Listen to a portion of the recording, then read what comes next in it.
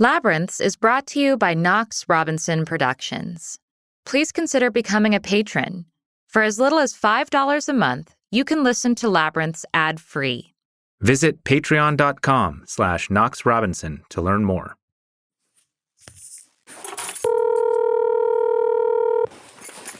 Hello? Hello, Amanda. Hi, I'm so sorry I missed your call. Chris and I were packing up the car. What's up? Oh, no, not at all, not at all. I just wanted to thank you so much, Amanda. Oh, are you putting me kidding? in touch. Well, seriously, I know how far advanced you are with your planning and how crazy it must be, so I'm really sorry for pulling out on your wedding at this last minute. No, seriously, you are exactly where you need to be and doing exactly what you need to be doing. And I'm just so fucking sad that is happening right now. I'm just so sorry. I can't even imagine. Thank you. We'll get there. We'll get there. Alrighty. Well, listen, you have a great day. You take care. And say hi to Chris. Will do. Well, all right. Bye-bye. Bye. Bye-bye. Feeling lost? Then you're in the right place. I'm Amanda Knox. And I'm Christopher Robinson. And this is Labyrinths.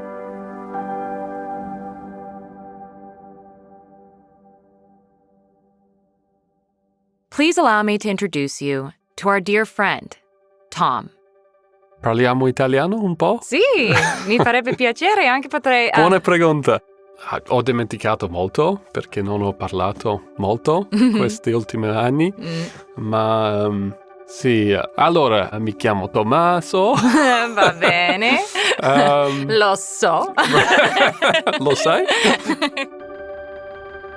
Tom is one of my favorite people, and we were really excited to have him at our wedding, Leap Day 2020, just before the pandemic hit. He's a selfless and reliable guy. So it was a shock to learn that he was backing out of our wedding 2 weeks before the big day. Bad form, unforgivable, right? Well, it turns out Tom had one hell of an excuse. Yeah, hopefully I don't get too emotional, but I mean, yeah, you don't have to apologize, you British person. Yeah. I'm too uptight and British, right? That's the problem. But the story of the labyrinth that fell on top of Tom began, as most tragic stories do, with joy. I was wondering if you could talk to me about your love life. Okay, yeah, sure. So I met this girl. Yeah, tell me all about it. Yeah, so we met at the office where she works in Dubai. I was there for a conference and saw her across the room. And I thought, oh, okay, she's totally out of my league. There's no way it's going to happen. But I approached her and asked her where she's from. And she told me where she's from, the Philippines. I said, oh, I've always wanted to visit there. I'm planning to go there. Both her and Tom worked for airlines. I actually had to do an interview that day for our company. I got taken up to the top floor of our headquarters building. And she was the one who kind of escorted me up there. So we kind of got it talking, and we had a conference dinner a couple of days after that, and then we had a glass of wine, got to know each other there, and then, a little bit later, we decided to go out for dinner and drinks. But living in Seattle and her living in Dubai, it's not normally how a relationship would work, right? But luckily, working for an airline, we've got quite good access to tickets, so we can travel quite easily. We met up in Stockholm for a little bit. And then we met up in Spain, in different European countries. Kind of got to know each other that way. Well, that's a really interesting courtship where we've heard of people do long-distance relationships, but because you both were international people who worked for an international company, it's not like you just flew to Dubai and she flew to Seattle. You guys were meeting up all over the world together. Yeah, that's true. That's true. And there's the kind of excitement aspect of it, right? Where you're kind of meeting halfway. And when you're initially in a relationship, you have that kind of feeling that, this is exciting, but is it really going to work? Because we live so far away, and Seattle, Portland maybe is one thing, but Seattle, Dubai is something different, right? Yeah. But, I knew pretty early on that I wanted to be with her long term. Living the airline life, we never quite knew when Tom would be in town. But when he was, without fail, he'd show up at family barbecues. That's where we first learned about his new long-distance girlfriend. My mom had been trying to set Tom up with someone for years, so this was great news and the source of immediate gossip within the family. Tom's famously tight-lipped about his personal life. But this time was different. In a shocking revelation, Tom revealed not only that this woman existed, but that she had a name, Anna. That's about all we could get out of him. Clearly, Tom was in love. So she'd come to the US and she was living with me, and then we were just kind of deciding how to proceed from there. And then we got the great news. So we were staying in Seattle, downtown, and just one morning she woke me up, and just by the bed I found a little pregnancy test, and it was dark, and I'm a guy, so I'm totally stupid. So I picked up the pregnancy test and go, okay, so it shows negative. And she goes, no, you need to look more closely. Oh, it's positive. Wow, that's fantastic. That's Tom speak for, oh my God, I'm gonna be a father! When things are looking up, we often don't see what's taking shape above us, ready to fall on our lives. We don't plan for the worst. We plan for the best. And then she decided to go to the Philippines to see her family, because it had been quite a while since she'd been to the Philippines. Her plan was to come back to the US. We were going to meet over in Hawaii, and I was planning a few special things. You know, I was actually planning to get married. I was going to propose to her. There's a kind of beach in Hawaii near the Hilton Hawaiian Village there that I had in mind. That was my vision. You know, I was kind of nervous meeting her. So there he was, after an international courtship from Dubai to Sweden to Seattle, waiting in Hawaii for the woman carrying his child, with a ring burning a hole in his pocket. I'd arrived an hour earlier in Hawaii than she did. I thought, oh, great, I'm going to go to her gate and meet her as she comes off the flight. So I went to international arrivals. I waited. She never came through. I waited like another couple of hours. Still no sign of her.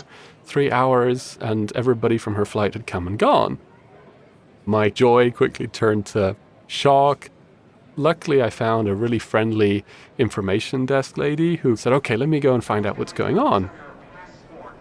And so she came back to me and told me, well, unfortunately, it looks like customs are taking her down to get her bags, and I don't know anything else. So I waited a few more hours.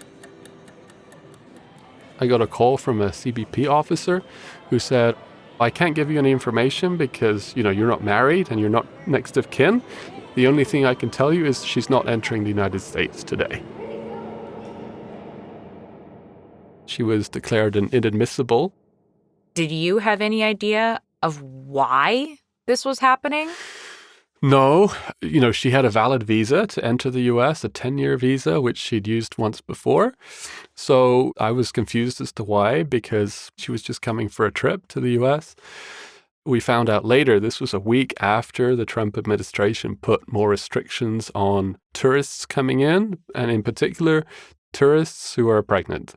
This policy has even created an entire industry of birth tourism, big business, where pregnant mothers travel to America to make their children instant American citizens. The Trump administration has plans to change visa guidelines in an effort to prevent so-called birth tourism. In theory, State Department officials would be able to deny a visitor visa if they suspect someone is trying to establish citizenship with the birth of a child. They weren't satisfied that she was coming here for a vacation. They thought she was coming here to live permanently. She's going to come in and give birth and never go home type thing. And I guess she wasn't able to convince them that that wasn't the case. So they denied her access to the US. When you're declared inadmissible to the United States, right, you were taken to a detention center. So she was taken to a federal facility in Honolulu, close to the airport, where she had to spend the night. She was 4 months pregnant. So visibly pregnant. Yeah, and to spend the night there emotionally, with everything that entails, even for one night, for her was shocking, very hard to take. And here I was staying in this 5-star resort that I'd booked for us. It was the worst night of my life, and I'm sure much worse for her too. What were you thinking that whole night? I just didn't know if she was safe. Like, did she at least have a private room in the facility? Was she being treated well? Did she have food and drink? I couldn't get any messages to her because they didn't let us have any contact. I tried to get hold of a lawyer. It was really, really hard because you think that that's going to be a really good moment in your life, and then suddenly it's taken away from you. So even now, I feel like maybe I could have handled it better. It was my idea for us to meet there in the first place. Should I have invited her to Hawaii at that point? Maybe there was something I could have done better so that she wasn't put in that situation. But as an airline insider, Tom wasn't giving up. He had to reach her. So I went to the airport in the morning and I spoke to the Hawaiian Airlines person. I mentioned I work for an airline. Can you find out what's going on? And they said, okay, let's see what we can do. And they found out from CBP which flight she was being deported on the next day. So I said, look, is there anything stopping me booking that same flight? And they said, no. I booked my flight from Honolulu to Seoul, which is the flight they were deporting her on, and then going back to the Philippines from there. And I didn't want to create any commotion at the gate because she was under escort by guard. I wanted it to be a surprise that I was on that flight. And the Hawaiian Airlines people were so amazing. They actually seated me next to her on the flight. Oh. Yeah, they knew the situation and she boarded first. And she had no idea that I was there, right? She just thought, I'm just going back to the Philippines. Tom is still in Hawaii. I'm not going to see him. I boarded the flight halfway down and then she saw me and then we collapsed with emotion, crying, happy, crying, everything at the same time because at least we're reunited, right? Yeah. We spent the 12 hours of that flight looking into each other's faces and holding each other. And Has she described that night to you? yeah, we went through it and she said that all she wanted to do was see me. She was just thinking about me during that night. And I thought to myself, wow, that she's thinking about me when really she should be thinking about herself and her situation. And that was like the quickest flight of my life because it's like, 2 hours later, we landed in Korea and then went back to the Philippines. What happened to your proposal plans? I didn't actually give it a second thought after that, to be honest with you. I just wanted to make sure she was healthy and she had survived that night and that the baby was healthy. So that was in February, I believe, because it was unfortunately the reason I couldn't attend your wedding. Yeah, I was just about to say, you sent me a message and were just like, I feel terrible to back out at the last minute. And I was like, well, that's the most legitimate excuse to never go to a wedding. Yeah, that's true. I didn't think, yeah. You were missed, but goodness, you were exactly where you needed to be. That was your exact response when I sent you that. So thank you for understanding that and appreciating our situation. So yeah. So how long were you there in the Philippines with her? I stayed for about 3 weeks. I had to get back for work at a certain point. I just wanted to make sure that she was okay, that she was set up with her family. Tom's derailed proposal was in mid-February, meaning he left the Philippines at the beginning of March, just when COVID-19 exploded. Tell me about how the coronavirus has impacted this Yeah. journey for you. It's been the cherry on the top. Yeah, I can tell you. Now that she cannot enter the United States, the only way for us to be together was for me to travel to the Philippines. But in the end, travel restrictions came in, and about end of March, foreigners could not enter the Philippines. They've got a blanket ban on foreigners. If we were married, then I would have been able to travel because they're allowing spouses of Filipino citizens to enter. We're not married. We're in a domestic partnership. So basically you're in a situation where if she comes to you, she's deported. Yeah. If you go to her, you're deported. Correct. Exactly. And let's not forget, she's 5 months pregnant with Tom's child. It's funny if it wouldn't be so terrible, right? But There's been some really difficult moments. I like to just go out to look out at the water and kind of be alone in the sunshine. That helps me kind of clear my mind.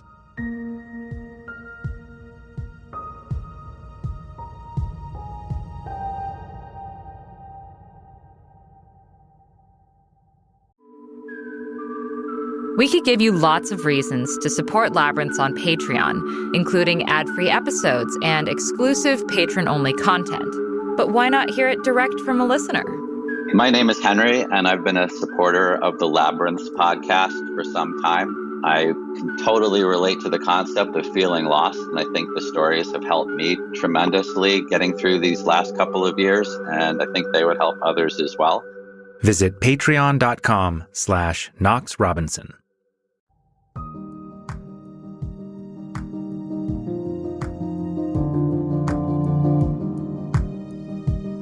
The labyrinth Tom found himself in, separated from his partner Anna and his unborn child by a visa, a global pandemic, and almost 7,000 miles of Pacific Ocean, has an eerie symmetry for us. For Tom's story, from our perspective, begins inside Amanda's labyrinth. I never really fully got your story. Yeah. He's kind of became a member of my family while I was away. I know, right? And you came back, you're like, who's this person that's... Yeah, I still remember that when I was with British Airways and you came off that flight from London, wasn't it? Rome to London, London to Seattle. And it feels weird describing Tom as a supporter. At this point, he's so much more than that. But that is how he first came into my life, as a stranger who offered to help my family. His own background made him uniquely positioned to appreciate Amanda's plight and step in. How did you become such an international person? Yeah, so I studied languages as a kid. So at university, I studied French, Spanish, Italian. Then I went on to study European politics. I worked in the European Parliament for a year, for an MEP.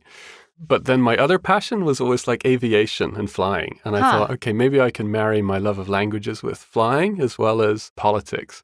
So that's kind of why I went down the airline route, basically. Gotcha. So as part of the language studies, we had to spend a year abroad, overseas.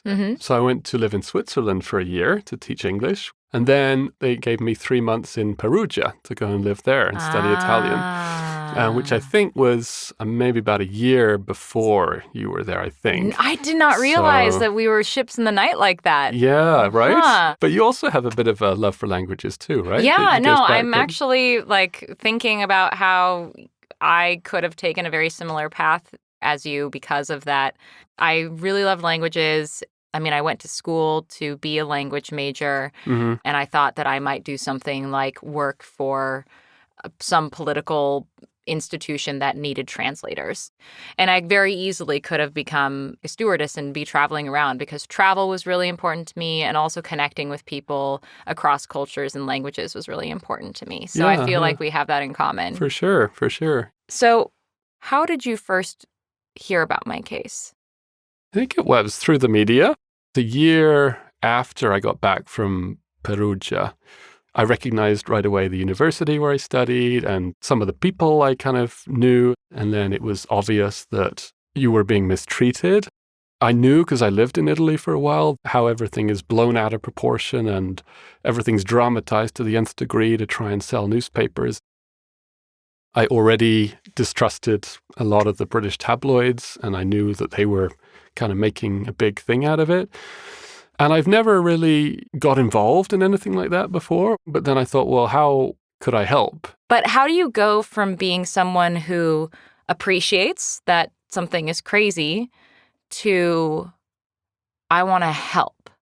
I think that it was just because there were so many things that were quite similar to my life that I saw in your case. And I thought that could happen to me, or it could happen to anybody, quite honestly. Like, you just were in the wrong place at the wrong time. And I thought, well, since I work for an airline, maybe I can offer to get some reduced tickets through my entitlement for your mom to go back and forth and visit you. My concern initially when I first reached out, I thought, well, I'll just be another crazy person who's reaching out on Facebook. I don't want to come across that way. I genuinely wanted to help. But luckily, your family didn't think I was totally crazy, so they accepted my help. I signed them up for my concessions. And then I thought, okay, that's the extent of my involvement. I don't need to get any more involved. And then it just so happened that I was working in London at the time, and then a job opportunity came up in Seattle as airport services manager for British Airways. And I remembered that Chris and your mom lived here. He's talking about my stepdad, also named Chris. So I reached out to them, and your mom, I remember coming off the bus and she met me for the first time and drove me back to your place in West Seattle. And I was a bit self-conscious. I'm like, you don't have to do this. And then just got on right away with your family and all the barbecues outside that you guys have. And then I got the job. And when I moved to Seattle, I didn't know anybody. So your mom and Chris kind of took me under their wing a little bit and became my Seattle family, to be honest with you. It was really hard. And I saw the toll it took on your mom and Chris. It was so clear how much they loved you and how devoted they were to finding a solution. I knew that I'd made the right decision. I don't know if you know this, but you literally made it possible so that I never had a visitation day where I didn't get to see my family. So that means a lot. Yeah. I know what it's like to have limited bursts of connection with my family and wanting to go home with them and not being able to, which is why it's this weird mirror image thing for me to see you going through this, where across the world is the person that you most want to be with. Yeah. And you can have your little visitations on the phone, but you're not there. Yeah. You can see why Tom's predicament is particularly resonant for us. He's now facing the same degree of separation that he helped alleviate for Amanda. He even helped get her safely back home. And breaking news tonight, Amanda Knox finally home. That was the scene just a few minutes ago. A short time ago, the plane carrying her and her family landed in Seattle. This is actually a live picture now in a crush of media and well-wishers are waiting for her at the Seattle-Tacoma airport. That was quite a big day, and British Airways, even my boss knew about it. He's like, Tom, can you handle this? I'm like, yeah, I can. What strategically needed to happen in order to make what you did for me possible? Well, there are a few things behind the scenes that we had to set up. So in London, we didn't want any hiccups. So we set up the Windsor suite. You remember that? Yeah, I definitely remember that part because I remember thinking, wait, the Windsor room? Does this mean where the princess goes? Right, yeah. We kind of wanted you to have privacy. There's no media allowed in that area because it was huge that you navigated a way for me to get from A to B with the least harassment possible. Yeah. So I am forever indebted to you for that because it was so emotional for me to even just be in a car and be able to look out the window because I had been in that prison van for 4 years. Yeah. And I remember now you mentioned it on the flight, we arranged that you kind of were going to be up on the top deck there in business class and that there were some journalists who booked on that flight in economy class, but we pre-briefed the crew to not let anybody go up and downstairs and they blocked off that area. And so that part I think worked quite well. Did you tell the crew to give me a bunch of champagne? Because they did. Did they? Yeah. That I did not. I cannot take any credit for that part. That's great. They kept bringing you champagne. Yeah. They were That's great. Good. They were very supportive. Yeah. I always remember when you arrived and, you were taken away on, in the black SUV and there were 3 different SUVs, right? Yeah, to confuse the helicopter. Right? Which is great. It's just like the Italian Job movie, right? Yeah, where they have totally. the different gold vans. But I'm glad it went smoothly because that was the main thing, that you get home safely and that British Airways does its job and everybody's kind of happy. So it breaks my heart that I can't help Tom get to his family the way he did for me. Especially since Mother Nature is moving ahead, whether he's there or not. So, in the, months and weeks leading up to your son's birth, you had a ticking clock ahead of you. Did you think that you were going to be able to be there? I did. So at the beginning, we thought, you know what, let's not get too worried about it. I was actually trying to calm her down and make sure that she was in a good headspace, because going through a pregnancy alone is tough enough.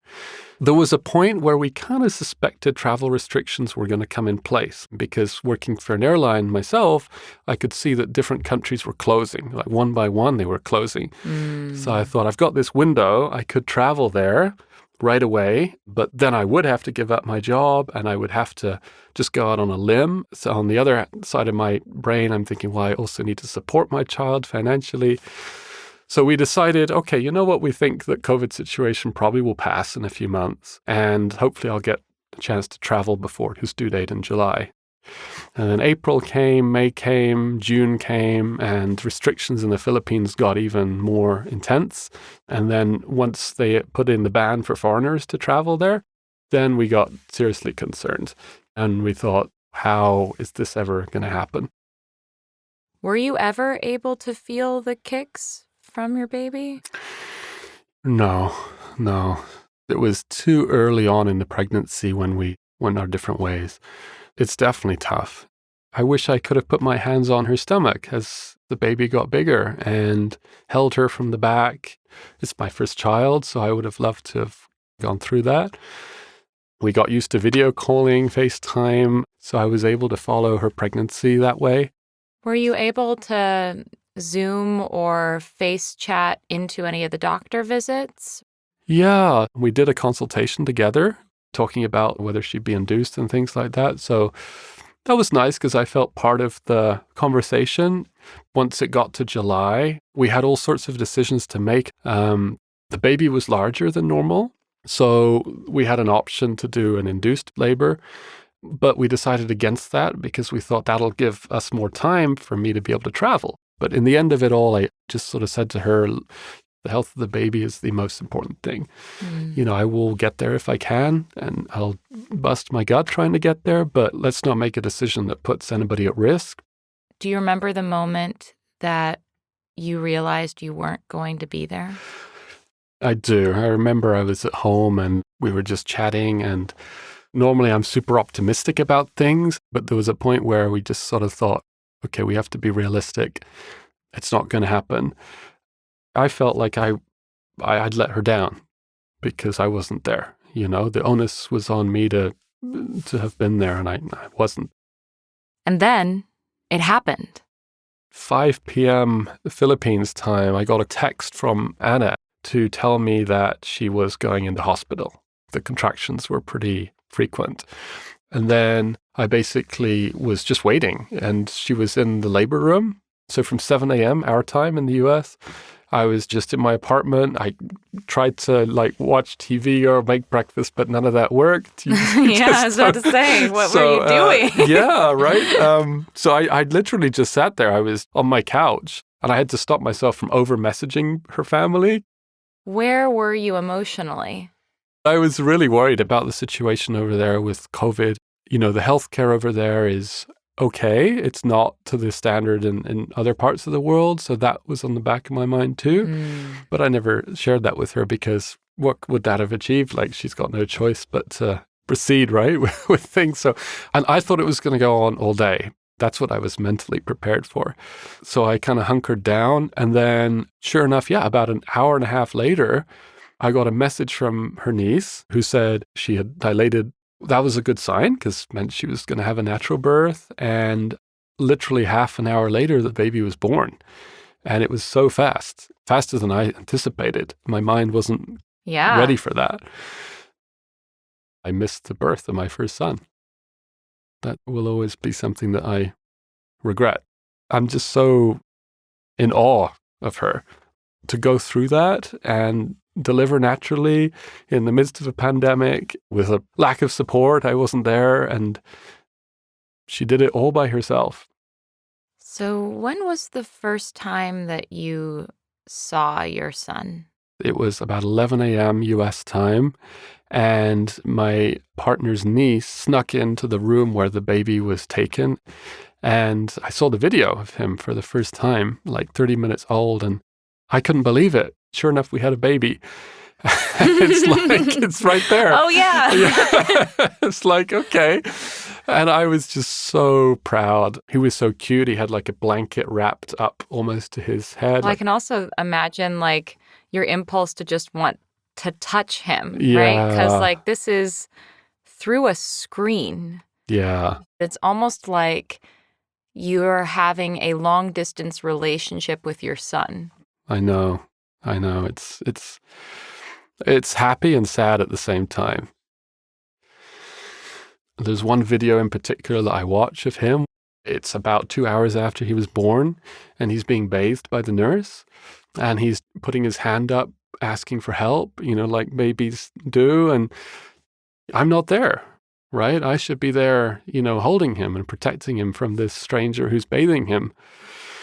Yeah, so that video I'm trying not to watch too often because it gets me really sad. Can I see that video? You can, yeah. Can we watch it? Yeah, definitely. Let me see if I can move myself. Let's see.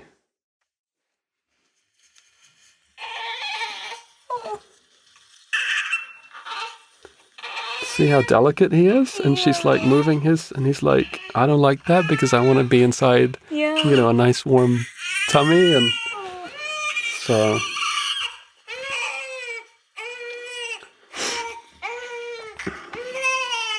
I can't even watch that because I see him crying like that. It's like he's uncomfortable because he's in this world for the first time, and it's like you've just come out of this dark, secure place, and then you're like exposed to this stranger who's bathing you. It's like, it's difficult to describe, but it's...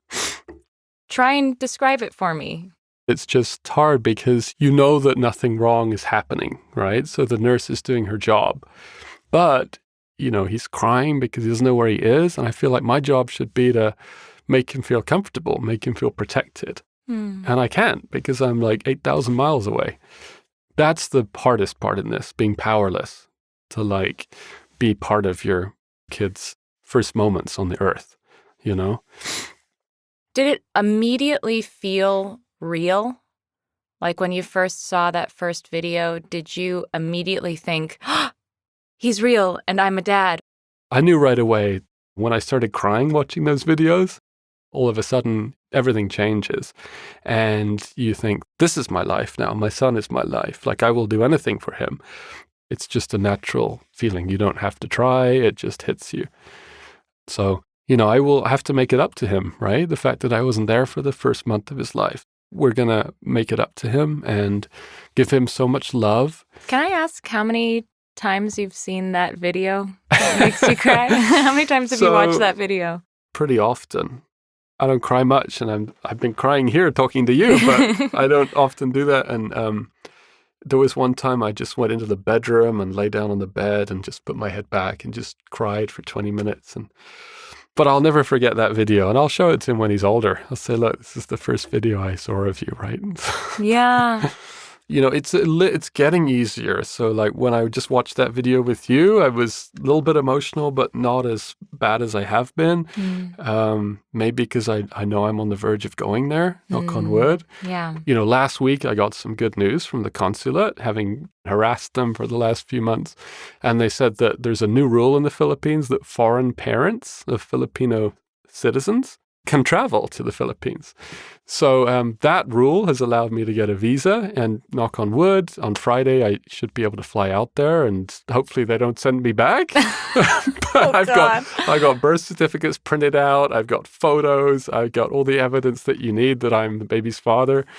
So we'll see. Yeah. But hopefully this time next week I will be there. So the good thing is I've got my flight booked, so hopefully everything should be good when I get there. So. What's that? You're like, I can see the end happening. Yeah, right. Yeah. And that end, hopefully, involves Tom showering Anna and baby Anders with love. I'm going on Wednesday to the new Seattle Kraken store. I want to get a little infant Kraken jersey. Classic. Right? Yeah, I've got a lot of diapers, wipes, things which are harder to find in the Philippines or more expensive. So I'm just going to load up on all that stuff Basically from a whole Walmart. suitcase of diapers. Exactly. That's pretty much it. And it's, I'm still kind of living the bachelor life. I've got my own apartment and everything, and life is going to change from Friday, that's for sure. And I keep saying to my partner, this is the start of our family life. Even though we already have a family, it's going to be the start where we're together and we're going to move forward from there.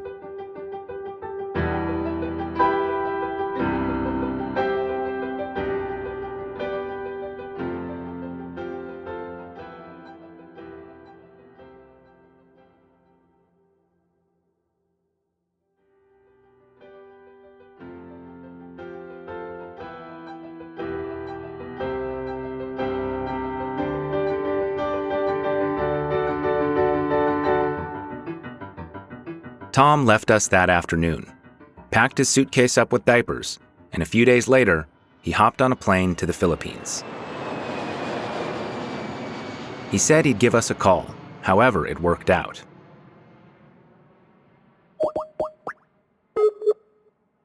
Hello. Hello. How are you? Let me turn on my video. Oh my gosh. How are you? It was kind of touch and go for a while because I had to kind of convince the airlines to let me board. Like, they were all pretty strict with the rules. And then one of them said, oh, you don't have the right visa type. Thankfully, I had like a bunch of documents, like 20 all prepared. And then I got to Korea and the same thing, Korean Air. They didn't want to accept me. But luckily, I know the Emirates station manager in the Philippines. So he contacted Korean Air on my behalf. And then they contacted Seoul, so they let me board. But once I got here, the immigration officer just looked at the birth certificate. The feeling when immigration says, oh, welcome, come through, then you're like, it's all over, right? I don't have to worry anymore. So then I did like a 2-day quarantine. I did my COVID test. So that was really hard because Anna's condo is like 5 minutes from the quarantine hotel. So I'm like inside the country, but still can't quite get there. But those 2 endless days passed. They let Tom out of quarantine, and he rushed over to Anna's condo. He sent us a video Anna's niece took the moment he walked in the door.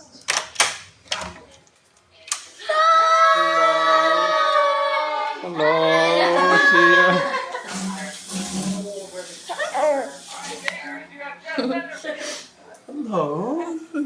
Hello. Nice to meet you. Nice to meet you. How are you? Yeah. Did mommy wake you up just to meet me? Tom looks so awkward in this video. You can see the shock of having this little human right in front of him in all his baby glory, loud and wriggly, so different from the flat image he'd lived with for the first month of his son's life. By the time he called us, that awkwardness had vanished. How's being a daddy? It's great. It's great. You want to meet the little man real quick? He just woke up. Let's go say hello, to Anders. Oh my gosh. Hey, baby. Oh, can you smile now? Can you smile? He is the most. Yes, you can. Oh my gosh, he does look like you. Oh my gosh. Yes, he does.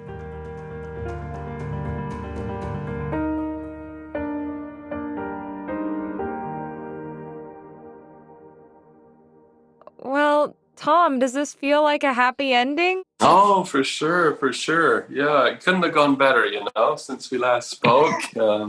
He just found his thumb the other day, which is great because that stops him from crying and stuff. He can self-pacify. Exactly, yeah. He's smiling. I know, he's so happy. This is the best time when he wakes up because he's had a good sleep. How's mommy? She's good, yeah. She's just waking up. Oh, does it feel good to be reunited? Definitely. It's really good. And we're just thinking about what we're going to do now. It's going to be tough if I have to leave again for work. or, where we're going to end up kind of relocating to. So, yeah, we're going to try and figure all that out, basically. Yeah. So much is up in the air, but you have each other. Exactly. The last 6 months of just pain, you just kind of forget about it. There's no better feeling when you meet your son for the first time, right? Oh my Because gosh. his hearing is really good, so he can hear like sounds. He doesn't always know where they're coming from because his vision isn't completely developed yet. He's like looking at the iPad. Hello. He's thinking, "What's this?" Hello, baby. Hello. Can you say hi? He's like, I don't talk yet. No, exactly right. Stop making me talk. It's not time. I know. I just found my thumb. What do you want from me? I know. He should be fluent in 6 languages. He should be swimming. Well, knowing you, he will be. Are you afraid to leave if you have to leave? Yeah, that's a really good question. I'm only allowed to stay for 60 days at a time under my visa. So at some point I will have to leave and then come back. But it's a bit risky if I go back to the US, if I get slightly less amenable agent who checks me in, or, let's say the rules change and while I'm overseas and I can't get back, then it's a real concern. So we're just kind of weighing up the options. Well, any final thoughts before I let you go to baby and to your day? So you're going to be next, right? I mean, I hope so. I'm trying. Fingers I'll crossed, let you know right? when I know. Yeah. Just make sure you're in the same country, you and Chris, when you do it. I will take that note. Yeah. With the pandemic still ongoing as we record this episode, there's a lot up in the air. But there's one thing we're certain of. Tom is going to be a great dad. We want to instill in him an open-mindedness to other cultures, to other ways of doing things. Maybe a reflection of our relationship, that we have an international component to it, and never to judge people, always to be kind. What do you hope your son takes after from you? Yeah, that's a good question. I don't necessarily feel that he should take something from me. I want him to be his own man. So, one thing that occurs to me is that you said that the thing that you most want him to be is open-minded and kind. And I would argue that you're very open-minded and kind because you did not have to help me. And you did. It's still hard to believe that Tom would have gone out of his way to help Amanda's family without even knowing them. A complete stranger. But that's who he is to baby Anders, too. It's one of the strange truths of parenthood, that you start to love someone before you even get to meet them, before you learn who they really are. How beautiful is that? Yeah, so probably did things the wrong way around, right? But that's kind of how it happened, so. Join us next time for our season finale as we step through a crack in the space-time continuum with LeVar Burton, who is somehow simultaneously the icon from Roots, Kunta Kinte, the man who taught us how to eject a warp core as Geordie LaForge, and our friendly guide on the Reading Rainbow. So come on, get lost with us. Find us on Twitter at Amanda Knox, at ManUnderBridge, at knoxrobinson.com, and subscribe so you don't miss the next episode of Labyrinths. This episode was written by us, edited and sound designed by Chandler Mays, with theme music by Josh Udo Karp.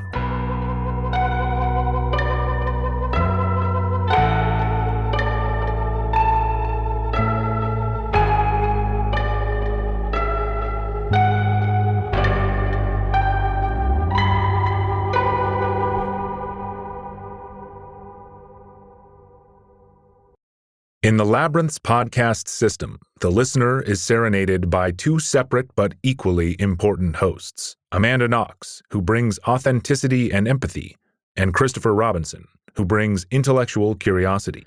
These are their stories.